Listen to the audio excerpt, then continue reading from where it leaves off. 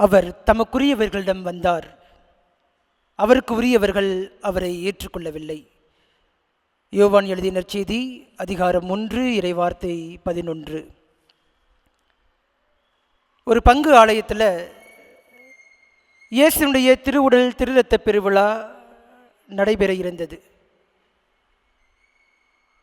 எனவே அதற்காக பங்கு தந்தையரோடு சேர்ந்து ஊர் பெரியவர்கள், பங்கு நிர்வாகிகள், அன்பிய பொறுப்பாளர்கள், இறைமக்கள் என அனைவருமே அதற்காக படாது பாடுபட்டு கொண்டிருந்தார்கள், அயராது உழைத்து கொண்டிருந்தார்கள்.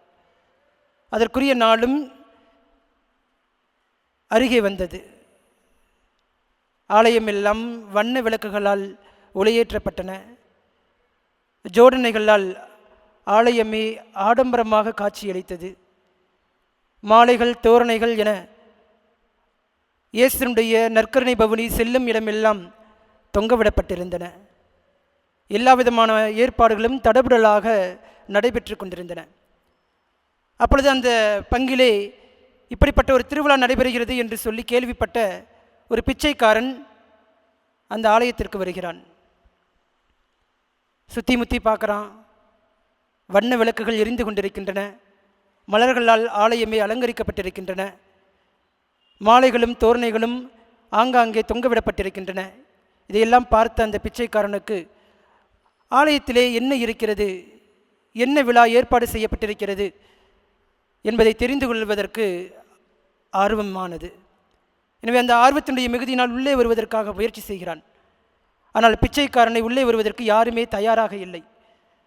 அவனை ஏசுகிறார்கள், பேசுகிறார்கள். அடே பிச்சைக்காரா, நீ உள்ளுக்குள்ளேயே வரக்கூடாது, உன்னை யார் உள்ளே விட்டது, நீ வெளியே இருக்க வேண்டியது தானே என்று சொல்லி அதட்டுகிறார்கள். யாருமே அவனை உள்ளே விடுவதற்கு தயாராக இல்லை. சோகமாகி போனான். ஆலயத்திற்குள் தான் வர முடியவில்லை. ஆலயத்தினுடைய மதிலையாவது சுற்றி வரலாம் என்று சொல்லி ஆலயத்தினுடைய மதிலை சுற்றி வருகிறான். அப்பொழுது ஒரு ஓரமாக மரத்திற்கடியே சோகமே உருவாக ஆண்டவராகிய இயேசு கிறிஸ்து அமர்ந்து கொண்டிருந்தார். இதோ தனக்கு நிகழ்ந்த நிகழ்வுகளை எல்லாம், தான் பட்ட வலிகளையும் வேதனைகளையும் நிராகரிப்பையும் ஆண்டவர் இயேசு கிறிஸ்துவிடத்திலே சொல்வதற்காக அந்த பிச்சைக்காரன் ஓடோடி செல்கிறான். எல்லாவற்றையுமே பிச்சைக்காரன் இயேசு கிறிஸ்துவிடம் தெரிவிக்கின்றான். எல்லாவற்றையும் ஆண்டவராகிய இயேசு கிறிஸ்து காது கொடுத்து கேட்டார். எல்லாவற்றையும் கேட்ட பிறகு அந்த பிச்சைக்காரனை பார்த்து சொன்னாராம், அட போப்பா, அவங்க என்னையே உள்ள விடல என்று சொல்லி. இயேசுவில் பிரியமான சகோதர சகோதரிகளே, அவர் தமக்குரியவர்களிடம் வந்தார், அவருக்கு உரியவர்கள் அவரை ஏற்றுக்கொள்ளவில்லை. யோவான் எழுதிய நற்செய்தி அதிகாரம் 1 இறைவார்த்தை 11. இயேசுனுடைய திருவுடல் திருரத்த பெருவிழாவிற்காக தயாரித்து கொண்டிருந்த அந்த மக்கள் ஆண்டவராகிய இயேசு கிறிஸ்துவையும் கண்டுகொள்ளவில்லை. அதே சமயத்தில் பிற மனிதத்திலே கடவுளுடைய பிரசன்னம் இருக்கிறது என்பதையும் அவர்கள் புரிந்து கொள்ளவில்லை. நிராகரிப்பு நம்முடைய அன்றாட வாழ்க்கையிலே நாம் எல்லோருமே கடந்து வரக்கூடிய ஒரு அன்றாட அனுபவம். இந்த நிராகரிப்பு பல நேரங்களிலே உங்களுக்கும் எனக்கும் வலிகளையும் வேதனைகளையும் கொடுப்பது உண்மைதான். நமக்கு பிடித்தவர்கள், பணிபுரிகின்ற இடங்களிலே இருக்கக்கூடிய உடன் உழைப்பாளிகள், நம்முடைய சொந்த பந்தங்கள், உற்றார் உறவுகள் ஏதோ ஒரு காலகட்டத்திலே ஏதோ ஒரு சூழ்நிலையிலே உங்களையும் என்னையும் நிராகரிக்கும் பொழுது அந்த நேரத்திலே நாம் அனுபவிக்கக்கூடிய அந்த துன்பம், வேதனை, வலி ஏராளம் ஏராளம்.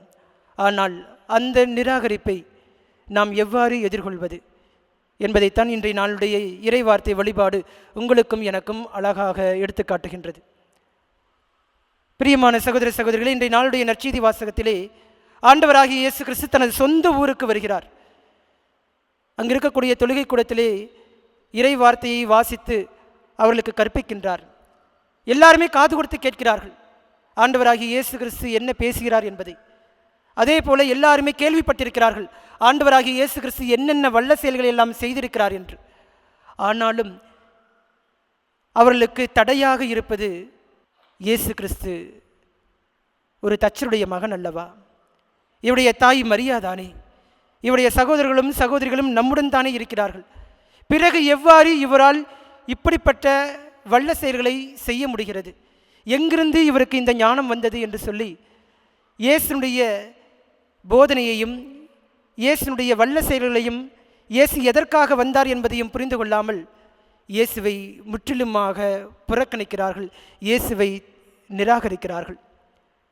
அவர்களுடைய நம்பிக்கையின்மையை கண்டுதான் ஆண்டவராகிய இயேசு கிறிஸ்து அவர்களுடைய சொந்த ஊரிலே இறைவாக்கினர் ஏற்றுக்கொள்ளப்படுவதில்லை என்று சொல்லி அவர்களுடைய நம்பிக்கையின்மையை கண்டு எந்த விதமான வல்ல செயல்களையும் செய்யாமல் அந்த இடத்தை விட்டு விலகிச் செல்வதாக இன்றைய நாளுடைய நற்செய்தி நமக்கு தெளிவாக எடுத்து காட்டுகிறது.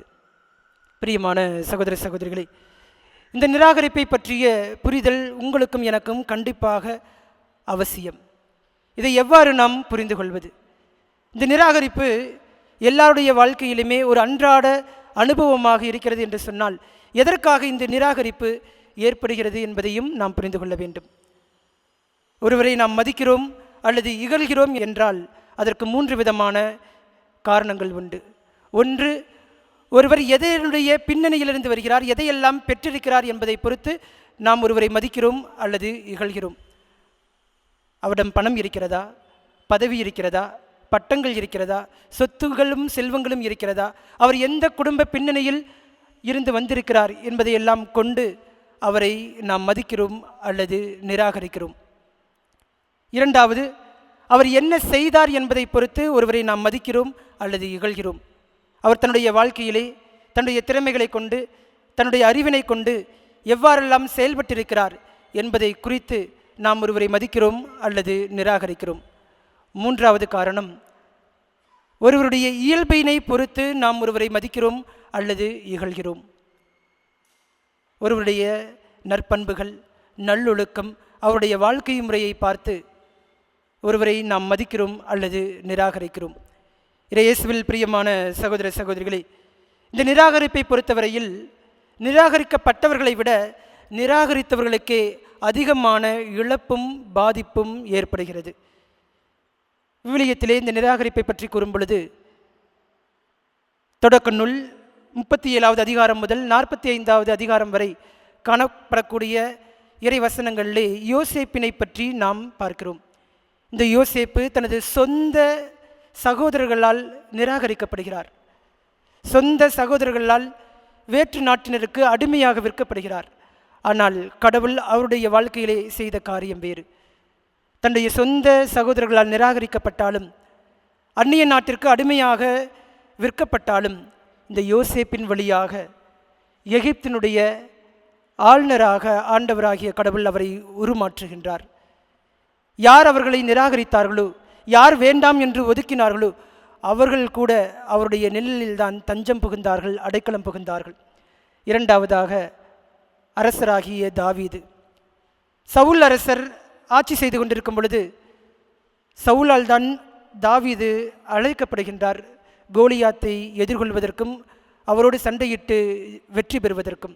ஆனால் ஒரு கட்டத்திலே யாரால் அழைக்கப்பட்டாரோ அவராலேயே தாவீது அரசர் நிராகரிக்கப்படுகிறார். ஆனால் கடவுள் அவருடைய வாழ்க்கையிலே செய்த வல்ல காரியம் என்ன? யாரால் நிராகரிக்கப்பட்டாரோ அவருக்கே மேலான விதத்திலே இஸ்ரேல் அரசர்களுள்ளே மேன்மை தங்கிய அரசராக தாவீது அரசரை ஆண்டவராகிய கடவுள் மாற்றுகின்றார். இதை 1 சாமுவேல் 18வது அதிகாரம் முதல் 24 அதிகாரங்கள் முடிய நாம் பார்க்கின்றோம். மூன்றாவதாக இன்றைய நாளிலே நாம் வாசிக்க கேட்ட நற்செய்தி வாசகத்திலே ஆண்டவராகிய இயேசு கிறிஸ்து இதை தனது சொந்த மக்களே ஆண்டவராகிய இயேசு கிறிஸ்துவை ஏற்றுக்கொள்ள மறுக்கிறார்கள், தயங்குகிறார்கள், நிராகரிக்கிறார்கள். ஆனால் அதே ஆண்டவராகிய இயேசு கிறிஸ்துவின் வழியாகத்தான் உலகமே மீட்பினை பெற்றுக்கொள்கிறது. யோவான் எழுதிய நற்செய்தி அதிகாரம் 1 இறைவார்த்தை 11. அவர் தமக்குரியவர்களிடம் வந்தார், அவருக்குரியவர்கள் அவரை ஏற்றுக்கொள்ளவில்லை என்று சொல்லி விவிலியம் பதிவு செய்கிறது. பிரியமான சகோதர சகோதரிகளே, விவிலியத்திலே நாம் பார்க்கும் பொழுது இந்த நிராகரிப்பு என்பது கடவுளுடைய திட்டங்களில் ஒன்றாக இருக்கின்றது. எப்பொழுதெல்லாம் நாம் நம்முடைய வாழ்க்கையிலே நிராகரிக்கப்படுகிறோமோ அப்பொழுதெல்லாம் நம்முடைய மனதிலே பதித்து கொள்ள வேண்டிய ஒரு காரியம், இதோ நான் எங்கு நிராகரிக்கப்படுகிறேனோ அங்கேதான் ஆண்டவர் என்னை பயன்படுத்தப் போகிறார், அங்கேதான் கடவுளுடைய திட்டம் நிறைவு பெறுகின்றது என்பதை நம்முடைய மனதிலே பதித்துக் கொள்வோம். ரோமியருக்கு எழுதிய திருமுகம் அதிகாரம் 8 இறைவார்த்தை 28. கடவுளிடம் அன்பு கூறுபவர்களோடு, அதாவது அவரது திட்டத்திற்கேற்ப அழைக்கப்பட்டவர்களோடு அவர்கள் நன்மைக்காகவே ஆவியார் அனைத்திலும் ஒத்துழைக்கிறார் என்று நமக்கு தெரியும். என்று புனித பவுல் இவ்வாறாக குறிப்பிடுகிறார். எங்கே எல்லாம் நிராகரிப்பு நடைபெறுகிறதோ அங்கே எல்லாம் கடவுளுடைய திட்டம் நிறைவேறுகிறது என்று அர்த்தம். விசுவாசத்திலே தளராமல் இறை நம்பிக்கையில் உறுதியாயிருக்க முயற்சி செய்வோம். நீதிமொழிகள் அதிகாரம் 3 இறைவார்த்தை 5 மற்றும் 6. முழு மனதோடு ஆண்டவரை நம்பு, உன் சொந்த அறிவாற்றலை சார்ந்து நில்லாதே. நீ எதை செய்தாலும் ஆண்டவரையே மனதில் வைத்து செய், அப்போது அவர் உன் பாதைகளை செம்மையாக்குவார் என்று சொல்லி நீதிமொழிகள் நூலிலே குறிப்பிடப்படுகின்றது. நம்முடைய சொந்த மனித ஆற்றலை நம்பி நீங்களும் நானும் இந்த நிராகரிப்பினை எதிர்கொள்ளும் பொழுது நாம் மனதளவிலே தளர்ச்சி அடையலாம், சோர்ந்து போகலாம், யாருமே எனக்கு இல்லையே என்று சொல்லி ஏக்க பெருமூச்சு விடலாம். ஆனால் எப்பொழுது ஆண்டவர் மீது நம்பிக்கை கொண்டு மனம் தளராமல் தொடர்ந்து மன உறுதியோடு நம்முடைய வாழ்க்கை பயணத்திலே அடுத்த கட்டத்திற்கு நகர்ந்து செல்கிறோமோ அப்பொழுது இந்த நிராகரிப்பு நம்முடைய வாழ்க்கையிலே ஒரு வளர்ச்சிக்கான பாதையாக அல்லது முன்னேற்றத்திற்கான பாதையாக அமையும்.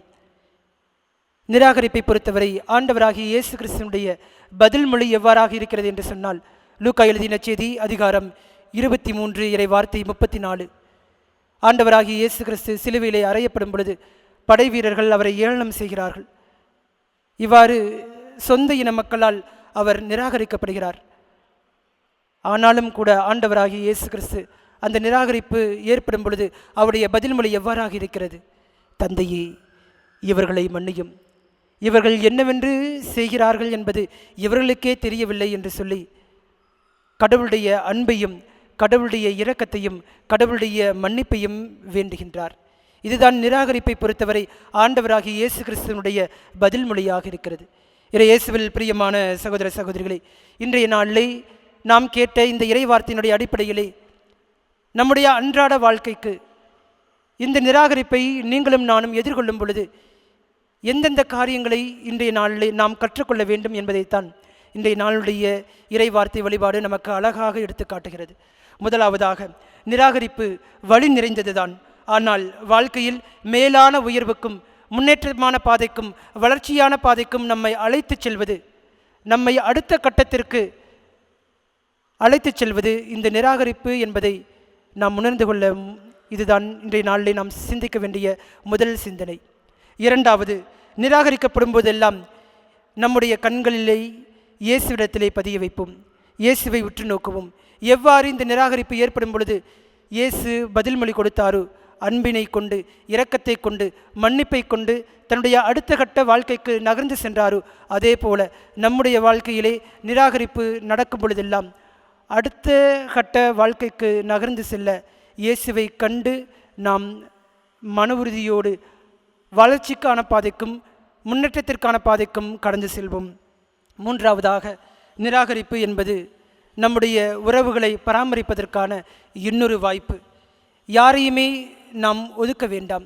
இதோ இவர்கள் என்னை சமுதாய அளவிலே என்னை ஒதுக்கி வைத்து விட்டார்கள், ஜாதியை கொண்டு, மதத்தை கொண்டு, மொழியை கொண்டு, இனத்தை கொண்டு, சொத்துக்களை கொண்டு, செல்வங்களை கொண்டு என்னை ஒதுக்கி வைத்து விட்டார்கள், இந்த உறவுகள் எல்லாம் எனக்கு வேண்டாம் என்று சொல்லி ஒதுக்கி வைக்க வேண்டாம். மாறாக அந்த உறவுகளை எல்லாம் பராமரிப்போம். பல நேரங்களில் இந்த நிராகரிப்பை நமக்கு ஏற்படும் பொழுது, என்ன இந்த வாழ்க்கை, என்னை யாருக்குமே எனக்கு பிடிக்க மாட்டேங்குது, எல்லாருமே என்னை வெறுக்கிறாங்க என்று சொல்லி நம்மையே நாமே சில நேரங்களிலே ஒதுக்கி வைத்திருக்கின்றோம், வெறுத்து இருக்கின்றோம். அப்படிப்பட்ட தருணங்களிலே நம்மை நாமே ஒதுக்கி வைத்து விடாமல், நம்மை நாமே வெறுத்து விடாமல், நம்மை முழுமையாக ஏற்றுக்கொள்ளவும், நம்முடைய தவறுகளிலிருந்து மீண்டு எழுவதற்கான திட்டங்களை வகுக்கவும் முயற்சி செய்வோம். அதற்கான நேரத்தையும் அதற்கான அவகாசத்தையும் முதலில் நமக்கு நாமே கொடுப்போம். அடுத்ததாக, நம்முடைய வாழ்க்கையிலே எத்தனையோ விதமான நபர்கள் நம்மை ஒதுக்கிவிட்டு சென்றாலும் நிராகரித்து சென்றாலும் நம்மை அன்பு செய்யக்கூடிய மனிதர்கள் நமக்கு அருகிலேயே இருக்கிறார்கள். நம்முடைய பெற்றோர்களாக இருக்கலாம், உடன் பிறந்தவர்களாக இருக்கலாம், உறவுகளாக இருக்கலாம், நண்பர்களாக இருக்கலாம். எனவே அப்படிப்பட்ட நல்ல மனங்களை கொண்ட மனிதர்களை நமக்கு அருகே வைத்துக் கொள்வோம். அப்பொழுது இந்த நிராகரிப்பிலிருந்து எளிதாக உங்களாலும் என்னாலும் வெளியே வர முடியும். இறுதியாக, நம்முடைய எண்ணம் எல்லாம் இலக்கை நோக்கி வைத்திருப்பது அல்ல, மாறாக அதை நோக்கி பயணிப்பதிலே இருக்கக்கூடிய அந்த அன்றாட செயல்பாடுகளிலே வைப்போம். நம்முடைய சிந்தனைகள் எல்லாம் இலக்கில் அல்ல, மாறாக அன்றாட செயல்பாடுகளில் இருக்கட்டும். இப்படிப்பட்ட மனநிலையை கொண்டு இந்த நிராகரிப்பை நாம் எதிர்கொள்ளும் பொழுது இந்த நிராகரிப்பு உங்களுக்கும் எனக்கும் ஒரு சாபமாக இருக்காது, ஒரு வரமாக இருக்கும். நல்லாயின் இயேசு என்றென்றும் வாழ்த்து பெறுவாராக. ஆமென்.